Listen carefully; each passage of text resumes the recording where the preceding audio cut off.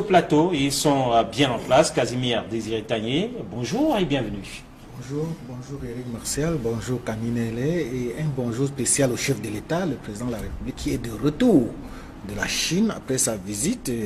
Je crois que c'est l'une des rares fois où on voit le président de la République, après une visite d'État, retourner immédiatement dans son pays. Cela n'est pas, on n'a pas coutume de voir ça et j'ai l'impression que cela présage beaucoup de choses qui vont se passer, beaucoup de chamboulements attendus dans le sérail ces jours-ci, surtout que l'opération Épervier a repris du poil de la bête. Voilà. Et bonjour à vous, Camille Nellet. Éric Martial, bonjour. Bonjour Casimir Désiré Tagné, bonjour téléspectateurs d'Equinox, bonjour à tous les candidats à toutes les listes du RDPC pour le compte des sénatoriales qui, au vu des premières tendances, ayant obtenu 100% ou 99%, sont déjà assurés d'être des sénateurs. Voilà, et on l'a dit, félicitations. Félicitations. Et on va démarrer justement avec les sénatoriales et les journaux qui titrent ce matin, notamment sur la région du sud-ouest avec un focus, un zoom sur cette région du nord-ouest, pour être plus précis. Mutation, par exemple, s'interroge pourquoi le RDPC a perdu dans cette région du nord-ouest. On va noter que la nouvelle expression, elle donc décrit ce matin comment les électeurs ont voté, avec aussi un point d'honneur fait sur cette région du nord-ouest. C'était une région très attendue selon vous, Camille? C'est une région très attendue, mais vous savez très bien que dans cette région-là, cette région fait partie du fief du SDF. Le RDPC avait déjà réussi l'exploit de s'implanter, alors que dans les années 92, 13, 14, 15, 16, c'était un bastion inexpugnable du RDPC. Grâce justement à des gens comme Paul Tangandji, le RDPC a réussi à mettre un pied, puis deux pieds dans la région du Nord-Ouest. Et il n'est donc pas surprenant que le SDF ne perde tout de même pas dans son fief, que ce soit dans la Mézam, que ce soit du côté de Kumbo, que ce soit du côté de Bamenda. Non, ça aurait été surprenant que le SDF perde tout de même. Et le journal constate, ou notamment Mutation, s'intéresse au fait qu'il y avait un nombre important de conseillers municipaux issus des rangs du RDPC, mais la tendance est que ces derniers ont voté pour le SDF en bonne partie. Certains ne se sont peut-être pas déplacés, tel que rapporte le journal, mais au finish, alors que l'on se serait attendu à une victoire du RDPC, eh bien, c'est l'inverse, d'où ces titres et ces focus des journaux sur cette région. Il faut regarder la marge. La marge est quand même assez mince. Ce n'est pas une marge écrasante comme on le trouve dans certaines autres régions. La marge est infime. Elle est à peine de 3 ou 4%. Mais toujours est-il que ce n'est toujours pas surprenant qu'on puisse trouver des militants du RDPC ou des conseillers municipaux du RDPC qui aient pu retourner leur veste à la dernière seconde, compte tenu du climat qui prévaut dans toute cette région. Casimir, des leçons à tirer de ce vote, de cette sénatoriale, dans cette région du nord-ouest, au regard des titres des journaux? Oui, je crois que justement c'est ce que vous veniez de dire là qu'il faut faire remarquer, hein, Eric, parce que le nord-ouest a en majorité les conseillers municipaux du RDPC. Il faut le relever. Et c'est ces conseillers municipaux du RDPC qui ont voté pour le SDF. C'est ça ce qu'il y a à remarquer. Mais il y a des leçons à tirer justement. Le RDPC paye là le prix de sa politique, de la mauvaise politique de la gestion de la crise anglophone. C'est ça, c'est clair. Et vous savez que depuis que cette crise a éclaté, on n'a pas vu des bonnes mesures, on n'a pas vu le RDPC implémenter le dialogue tant attendu. On n'a pas vu le RDPC donner le ton de ce qu'on attend pour que l'apaisement soit du côté du nord-ouest. Et c'est pour cela, c'est pratiquement un vote sanction. Par les conseillers RDPC qui sont des natifs du sud-ouest. Il faut relever du nord-ouest. Parce que être conseiller municipal ne les empêche pas d'être natifs du nord-ouest. Donc, ils ont voté. Je crois que c'est le cœur qui a parlé. Ils ont voté selon leur cœur. Ils ont voté selon leurs aspirations et selon ce qu'ils veulent pour leur région qui est le nord-ouest. Donc, cela ne me surprend pas. Et d'ailleurs, c'est la seule région au Cameroun sur 10 où le SDF peut avoir l'espoir d'avoir 6 6 voix, c'est-à-dire 6 sénateurs, ça fera 6 sénateurs sur 70. La marge est infime. Ça ne fait même pas, en attendant les nominations, c'est vrai, mais ça ne fait même pas encore un groupe parlementaire. Parce que vous savez que pour avoir un groupe parlementaire, il faut avoir une marge d'au moins 15 sénateurs. Donc ils sont actuellement à 6 sénateurs. Il ne fallait pas quand même que le RDPC rafle toute la mise dans tout le Cameroun. Je crois qu'il fallait au moins que là-bas, vous allez me demander pourquoi ce n'est pas la même chose dans le sud-ouest. Justement, le sud-ouest a autre chose de particulier. Le sud-ouest a des sénateurs sortants, comme le chief Moukete, qui a fait des grandes sorties ces derniers temps, et donc il fallait qu'il joue sa partition, il fallait qu'il démontre que, en dehors des sorties qu'on a vues du côté des grands journaux comme Jeune Afrique, où il a fait des sorties pour dire qu'il promeuvait le fédéralisme et condamnant vertement la politique du chef de l'État, il fallait donc qu'il mène campagne pour que sa région montre ses accointances avec le parti au pouvoir. Donc, il y a une différence entre le sud-ouest et le nord-ouest. Camille. Oui, mais moi, ce que je veux dire, c'est qu'on doit aussi comprendre que le RDPC, qui est le parti au pouvoir, qui est le maître d'œuvre de l'élection, sait très bien que il serait indécent qu'il rafle 100% des sièges.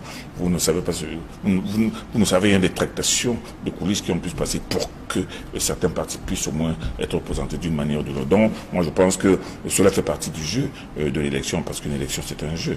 C'est le jeu démocratique et on ne saura jamais. Vous vous souvenez très bien que lors de la dernière mandature, c'est le RDPC avait donné des consignes de vote. Qu'on vote que les conseillers municipaux, RDPC vote pour le SDF. Donc moi je pense que cela participe du jeu, c'est un jeu d'équilibre et que les gens ne se posent pas trop de questions pour savoir à tel endroit pourquoi le RDPC a pu perdre alors qu'il avait la possibilité de gagner. Moi je dis tout simplement que regardons seulement, on va voir la coloration définitive. Après c'est à pouvoir qu'on verra que bien évidemment la grosse part du gâteau se reviendra.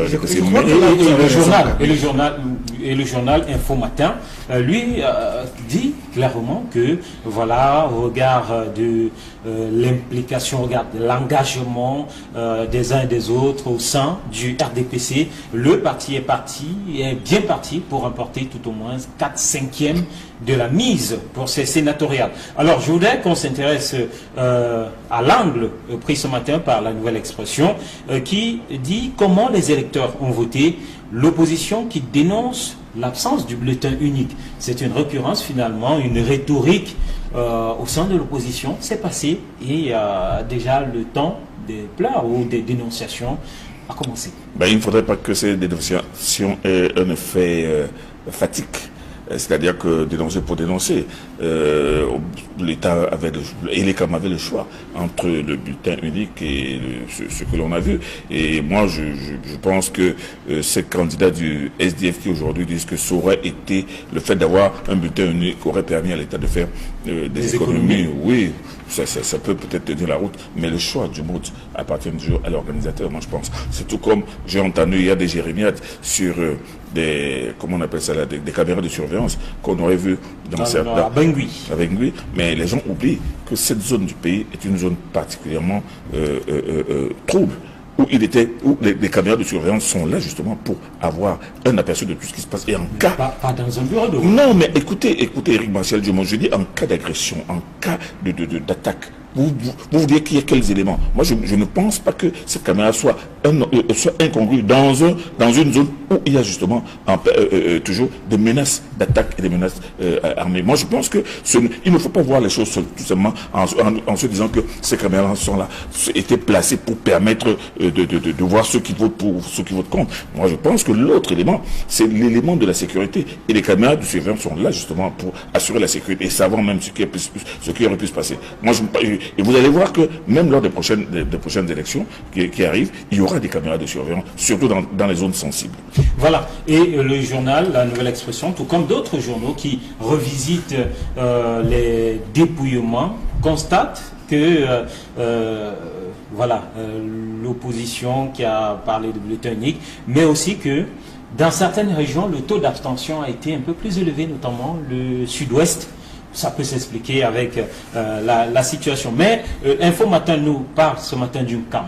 Et là-bas, l'Info Matin nous dit comment Laurent Esso a joué du côté de Yabassi. Je crois que le titre de Info Matin m'a paru un peu surprenant, surtout quand on fait un grand zoom sur Laurent Esso, qui serait la personne qui a fait gagner dans le camp, mais qui a fait gagner le Vouri, qui a fait gagner à l'ouest, qui a fait gagner au nord et à l'extrême nord. Je crois que ça c'est un peu trop grossier, et surtout que nous savons que le camp, c'est vrai, le camp c'est des conseillers, pratiquement 95% sont de l'UPF, et c'est ces conseillers UPF qui ont voté pour le RDPC. Ça peut paraître surprenant, mais il faut regarder le travail qui a été fait par des natifs du camp eux-mêmes. Le professeur Narcisse Moulenkombi, qui est ministre des Arts et de la Culture, a fait un travail remarquable. Aurélien Soso, qui est recteur de l'une des meilleures universités du Cameroun, a fait un travail là-bas. C'est vrai, Laurent Esso est le coordonnateur des activités du RDPC dans le littoral. Mais pourquoi zoomer seulement dans le camp? Pourquoi est-ce que ce n'est que dans le camp qu'il a fait gagner? Moi, je crois que c'est un peu trop grossier.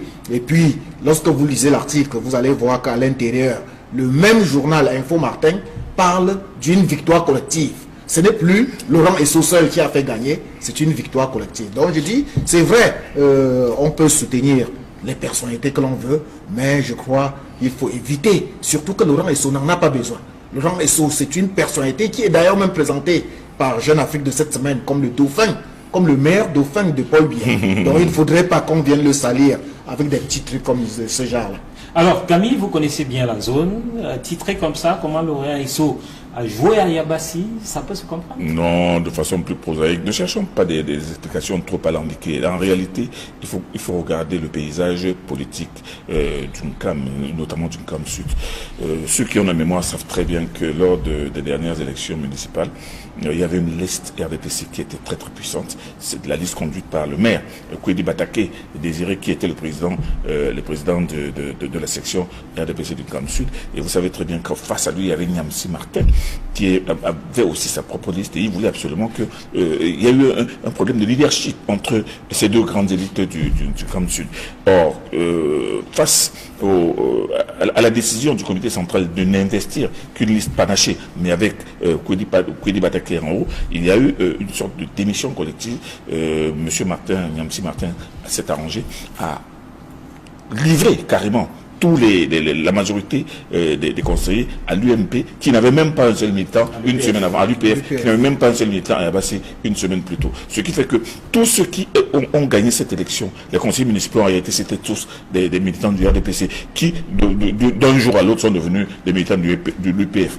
Autre fait plus significatif et absolument risible, c'est que vous savez très bien que le maire de Yabassi lui-même, qui est le maire de cette ville de Yabassi, conduite par l'UPF, lui-même a fui l'UPF, il est parti rejoindre maintenant Meta Keremouna.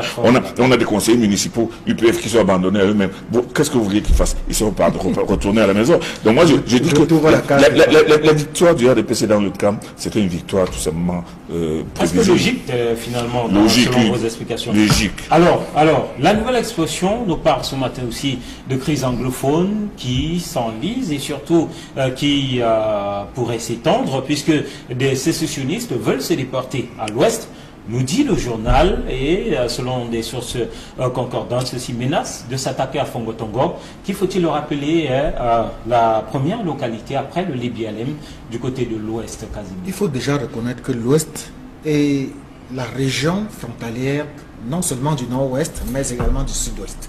Et Fongo-Tongo, qui est dans la Maignoire, est pratiquement à un jet de pierre de l'Ebialem, qui est dans le sud-ouest.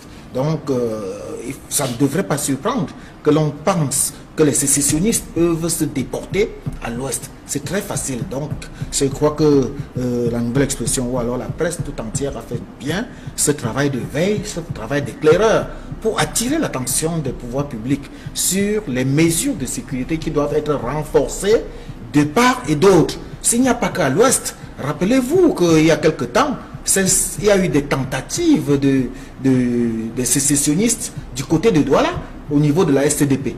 Donc, à tous les niveaux, dans tout le pays, il faut rester en veille. Il faut que les forces de maintien de l'ordre évitent de nous présenter les visages que nous avons l'habitude de voir d'eux, ou sur les postes de contrôle. On voit des hommes en tenue qui sont en train de somnoler. Quand ils ne sont pas en train de somnoler, ils sont là tout simplement pour racketter les populations et les transporteurs.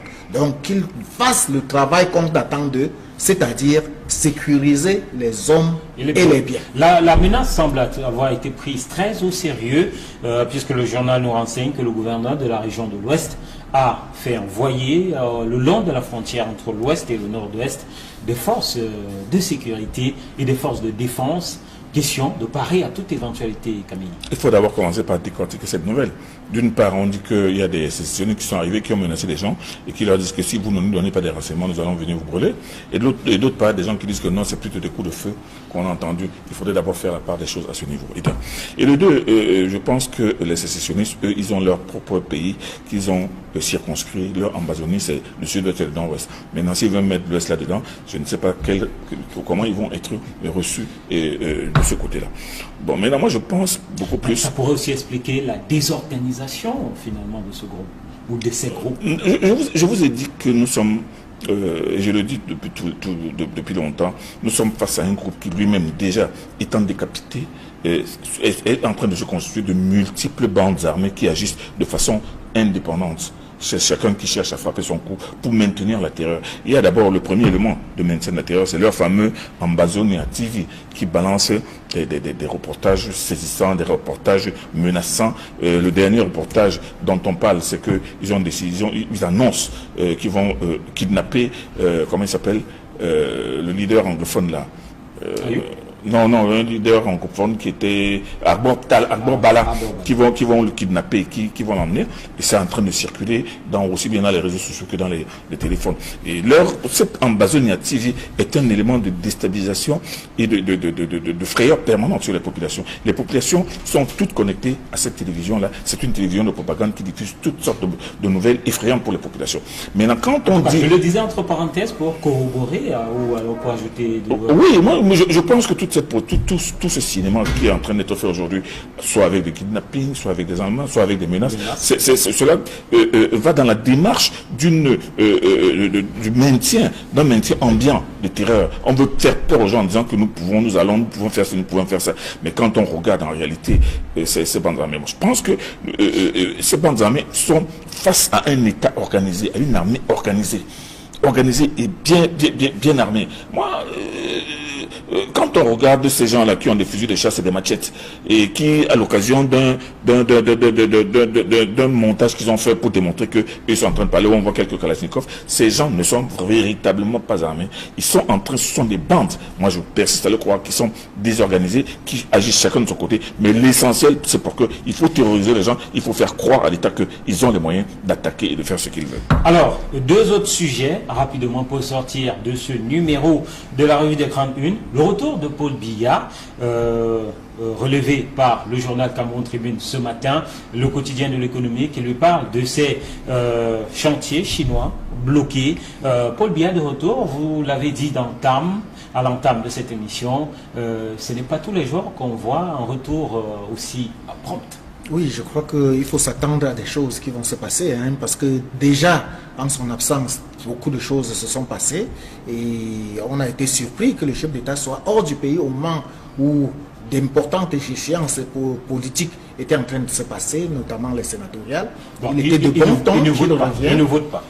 C'est pas un problème, mais il doit être là pour savoir comment ça se passe. Il ne doit pas vivre les sénatoriales à distance. Heureusement, il est revenu au moment même où la Commission nationale des recensements de vote est en train de se mettre sur pied. Et d'ici une quinzaine de jours, ce sera la proclamation des résultats par la Cour constitutionnelle qui venait également d'être créée. Et je crois qu'il faut féliciter pour une fois le chef de l'État qui a fait ce qu'on attend d'un chef de l'État, c'est-à-dire après une visite d'État, qu'il replie rapidement à l'arrière-garde, qu'il replie rapidement au bercail pour gérer la situation qui s'impose et pour que le Cameroun ne soit pas ce genre de no man's land où chacun fait ce qu'il veut, parce qu'on dit toujours le chat parti, la souris danse. La souris danse. Alors, peut-être un mot rapide là-dessus, même comme sur le retour de Paul Biya, sur retour front. Le retour rapide, mais c'est le moins qu'on pouvait attendre de lui.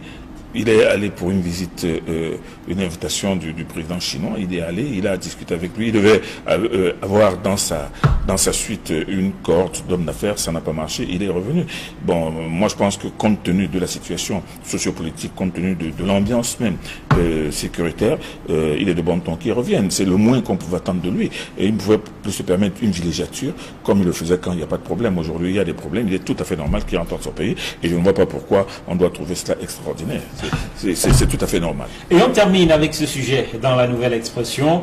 Succession tourmentée, la famille Mouna au tribunal. Le journal nous fait savoir que c'est Amatoutou Mouna, l'ancienne ministre de la Culture, qui a esté en justice. Elle a porté plainte contre ses frères aînés pour détournement de la succession. Moi, je me surprends toujours que les grandes familles, les familles des grandes personnalités, et à la bord de celui-là, se retrouvent toujours dans la tourmente. C'était déjà le cas avec la famille Sopo-Priso, et c'était déjà le cas avec la famille Fadil Oumaro. C'est actuellement le cas avec la famille Mouna. Mais c'est un peu curieux. Peut-être demain, ce sera le cas des autres familles que je ne veux pas citer. Et nous savons, pourquoi pas. Il faut même oser. Il y a les Kaji des Fosso, qui sont des grandes familles, les Fosso Victor, qui sont des grandes familles, les Soé André, autres. J'espère qu'en tant que tel, ils devraient organiser leur succession pour que les choses se passent paisiblement et qu'on ne vive pas ce genre de spectacle qui viennent de nous être offerts par la famille Mouna. Mouna, commentaire rapide dessus, Camille. Non, vous savez, il y a un principe de loi qui dit que nul n'est censé rester dans l'indivision. C'est-à-dire qu'après la mort du père Tandem Mouna, peut-être que Amatoutou Mouna estime qu'elle veut sa part à elle, elle veut sortir de sa part et estime que... Parce qu'elle n'a pas encore eu sa part? Ben, on ne sait pas justement, parce que le seul fait d'ester en justice démontre qu'elle n'est pas tout à fait contente. Et moi, je dis que ce sont des choses absolument banales et normales dans les familles. Ce n'est là rien d'extraordinaire. Vous savez, les affaires de succession, on les trouve partout. Et si aujourd'hui, Madame Toutou-Mouna traite ses frères en justice, c'est peut-être parce qu'elle estime qu'elle est lésée dans la part qu'elle Mais ce qu'elle oublie, c'est qu'elle est entrée au gouvernement, ce n'était pas parce qu'elle est très forte. Il faut qu'elle se rappelle que c'est un héritage, même si c'est un héritage moral, pour qu'elle soit... Elle, ce qui l'intéresse, c'est l'héritage physique, matériel, auquel elle a droit. Allez, c'est terminé, messieurs. Merci d'être venu, Casimir, Camille. Merci à vous.